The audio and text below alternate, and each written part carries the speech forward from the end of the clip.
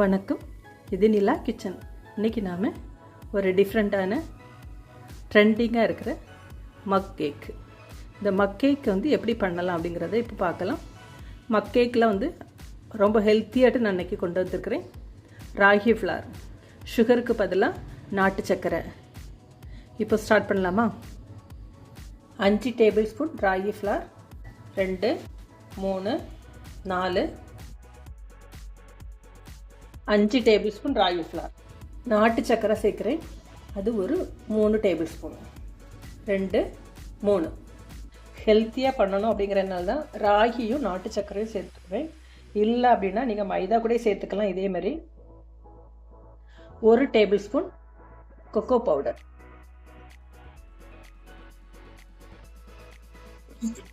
Cooking oil எதுனாலும் எடுத்துடுங்க. வாசனை இல்லாத oil 2 table spoon. 1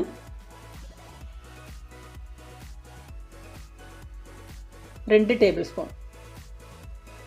1/4 teaspoon baking powder. Vanilla essence 1 teaspoon. 1/4 cup காய்ச்சி ஆற வச்ச பால். இது நல்லா மிக்ஸ் பண்ணிக்கிடுங்க. பீட்டர் எதுவுமே தேவையில்லை, எக்கு எதுவுமே இல்லை. எக்லெஸ் கேக்கை தான் நம்ம பண்ணுறோம்.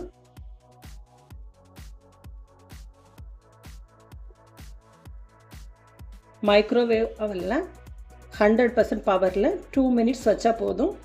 சூப்பரான சாஃப்டான ஒரு கேக் நமக்கு ரெடி ஆயிரும். ஈவினிங் ஸ்கூல் விட்டு குழந்தைங்க வந்தோடனே டக்குனு செஞ்சு கொடுத்துடலாம். 2 நிமிஷம்தான்.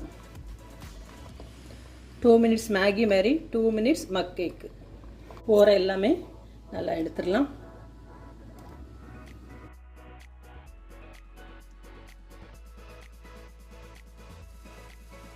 இப்போ இதை பேக் பண்ணி எடுத்துடலாம்.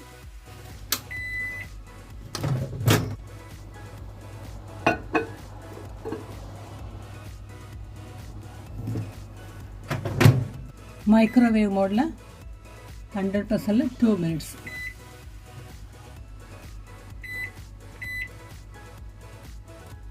வச்சுட்டு ஸ்டார்ட் கொடுத்துடலாம்.